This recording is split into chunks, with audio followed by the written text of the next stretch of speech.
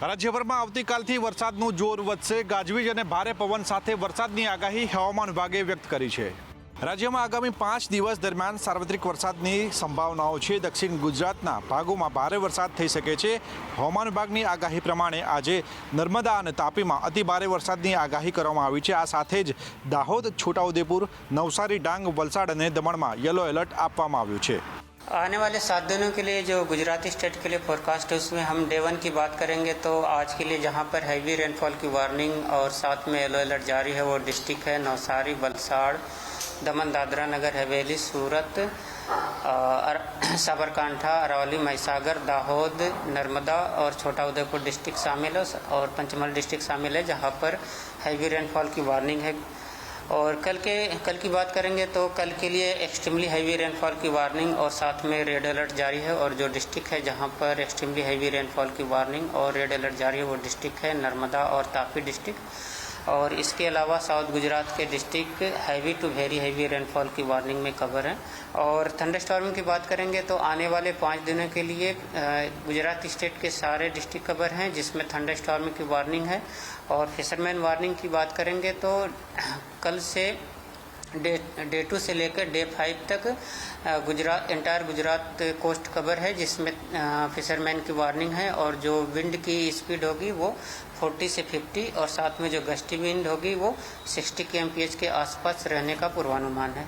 राजधानी दिल्ली में बाढ़ का खतरा काफी बढ़ गया है। कई निचले इलाकों में बाढ़ का पानी घुसना शुरू हो चुका है जिसे देखते हुए एनडीआरएफ की कई टीमें अलर्ट मोड में तैनात की गई हैं।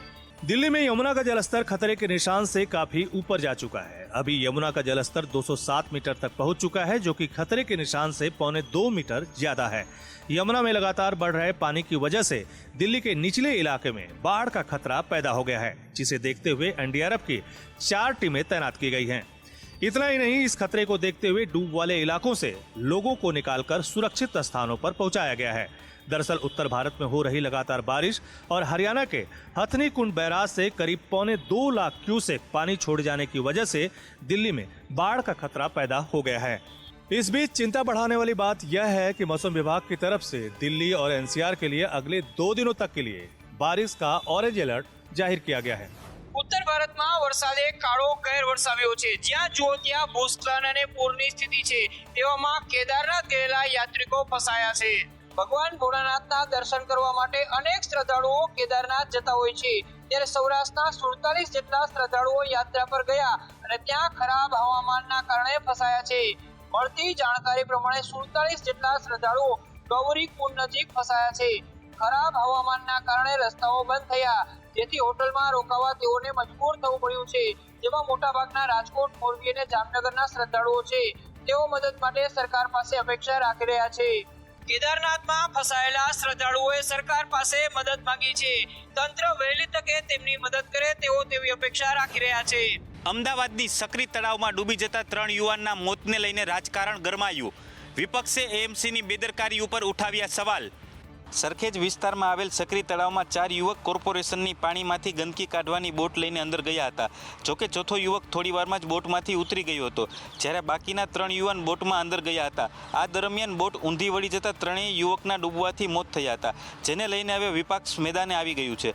શહેર કોંગ્રેસ પ્રમુખ સોનલ પટેલે સરખેજ તળાવની નવીનીકરણ પ્રોજેક્ટ પર સવાલ ઉઠાવ્યા છે જ્યારે એએમસીના વિપક્ષ નેતા શહેજાદ ખાન પઠાણે તળાવ પર સુરક્ષાના અભાવે આવી ઘટના બની હોવાનું કહ્યું છે। कई तालाब है अहमदाबाद शहर में जहां पर लगातार मृत्यु के केसेस बढ़ते जा रहे हैं लेकिन सिक्योरिटी के नाम पर अहमदाबाद म्युनिसिपल कॉर्पोरेशन का बड़ा फेलियर यहां दिखाई देता है। वाहन चालकोए सतर्क રહેવાની જરૂર છે કારણ કે તમામ 4 રસ્તાઓ પર પોલીસ દ્વારા ડ્રાઈવ યોજવામાં આવી છે।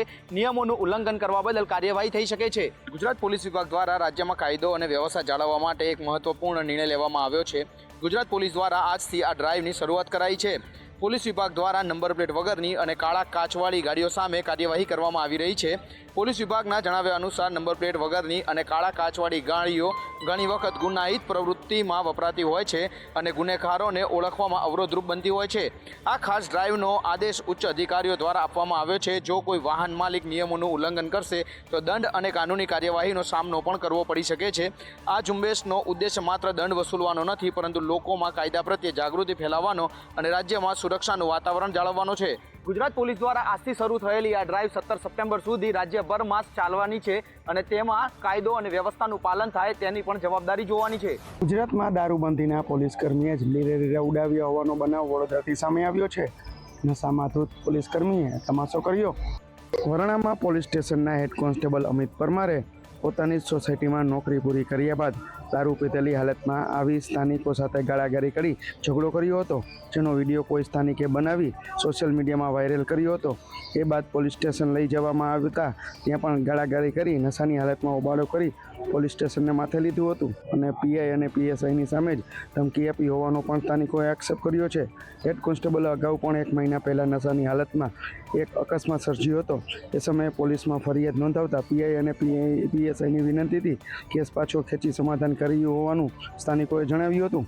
દારૂબંધીના કાયદાનું પાલન કરાવનાર પોલીસ કર્મીએ આવું કૃત્ય કરતા અનેક સવાલ ઉઠ્યા છે, ત્યારે સ્થાનિક લોકોએ કાયદેસરની કાર્યવાહીની માંગ કરી. રાજકોટના જિલ્લા શિક્ષણ અધિકારીએ આકરા પાણીએ જોવા મળ્યા વિદ્યાર્થીઓ વગર ચાલતી શાળાઓને તાળા મારવા માટેની ફરજ અદા કરી. રાજકોટ જિલ્લાના શિક્ષણ અધિકારીએ આકરા પાણીએ જોવા મળ્યા, જેમાં જિલ્લામાં વિદ્યાર્થી વગરની 8 શાળાઓને તાળા માર્યા છે. ગોંડલ, ધોરાજી, જસદણ તાલુકાની શાળાને તાળા માર્યા છે. Vidya Mandir English school, Saraswati English school, Shreyas સંસ્કાર મંદિર, શિવશક્તિ વિદ્યા મંદિર, અવધ વિદ્યાલય સાથે કૃષ્ણા પ્રાથમિક શાળાને પણ બંધ કરવામાં આવી છે. આ તમામને શાળાએ જે માત્ર કાગળ ઉપર ચાલતી હતી, જેમાં બાળકોને ભણવા માટે જ નહોતા.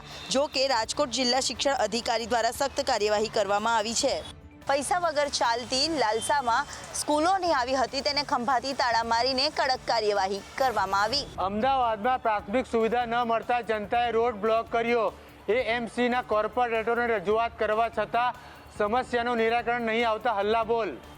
અમદાવાદના સરસપુરમાં અરવિંદ મિલની પાસે સ્થાનિક લોકો દ્વારા રોડ બ્લોક કરવામાં આવ્યો છે. નાગરિકોને પ્રાથમિક સુવિધાઓ ન મળતી હોવાને લઈને ભારે રોષ ફેલાતા સ્થાનિકો રોડ પર ઉતરી આવ્યા અને રોડ બ્લોક કરી દીધો છે. અવારનવાર ગટર ઉભરાતી સમસ્યા સર્જાય છે, જેના કારણે રોગચાળો અને લોકોને હાલાકીનો સામનો કરવો પડે છે.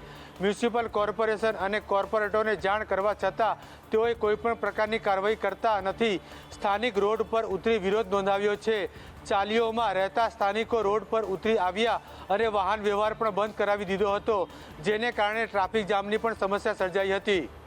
સ્થાનિક લોકોનું કહેવું છે કે એએમસી મોટા ટેક્સ વસૂલે છે, પરંતુ સુવિધાના નામે ભીંડું જોવા મળી રહ્યું છે. તે સાથે અધિકારીઓ ન સાંભળતા હોવાનો આરોપ. ગોંડલના રીબડાના અનિરુદ્ધસિંહ જાડેજાના સમર્થનમાં ક્ષત્રિય સમાજ હવે સામે આવ્યો છે અને આગામી 5મી સપ્ટેમ્બરે ગુજરાતના ખૂણે ખૂણેથી રાજપૂત ક્ષત્રિયોને એકઠા થવા આહવાન અપાયું છે.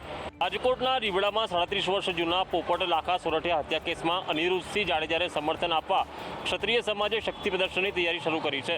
5 સપ્ટેમ્બર 2025 શુક્રવારે રીબડામાં મોટું પ્રદર્શન યોજાશે, જે માટે સમાજના લોકોને આહવાન કરવામાં આવ્યું છે.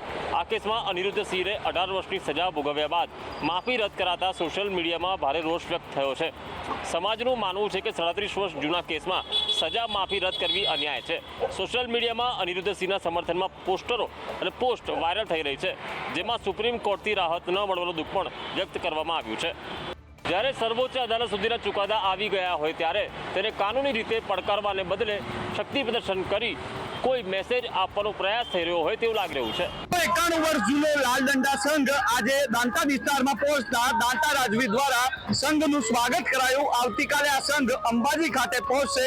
માના ચરણોમાં શીશ ઝુકાવી આગામી નવરાત્રીમાં માને પોતાના ઘરે પધારવા આમંત્રણ પાઠવશે. શક્તિ, ભક્તિ અને આસ્થાના કેન્દ્ર સમા વિશ્વવિખ્યાત માં અંબાના ધામ અંબાજી ખાતે ભાદરવી મહામેળો યોજાઈ રહ્યો છે. મહામેળાના 2 દિવસમાં 7 લાખથી વધુ માઈ ભક્તો માં અંબાના ધામ અંબાજી ખાતે પહોંચી માના ચરણોમાં શીશ ઝુકાવી ધન્યતા પ્રાપ્ત કરી ચૂક્યા છે. તો આજે મેળાના 3જે દિવસે પણ અંબાજીને જોડતા માર્ગો ઉપર ભક્તોનું ઘોડાપૂર જોવા મળી રહ્યું છે. લાખો માઈ ભક્તો આજે પણ માં અંબાના ધામ અંબાજી ખાતે પહોંચ્યા છે. ત્યારે વર્ષો જૂનો અને પૌરાણિક અમદાવાદના રાયપુર થી નીકળતો લાલ દંડા સંઘનું પણ દાંતા વિસ્તારમાં આગમન થયું છે. વિશ્વવિખ્યાતના અંબાના ધામ અંબાજી ખાતે યોજાઈ રહેલા ભાદરવી મહાકુંભનો આજે 3જો દિવસ.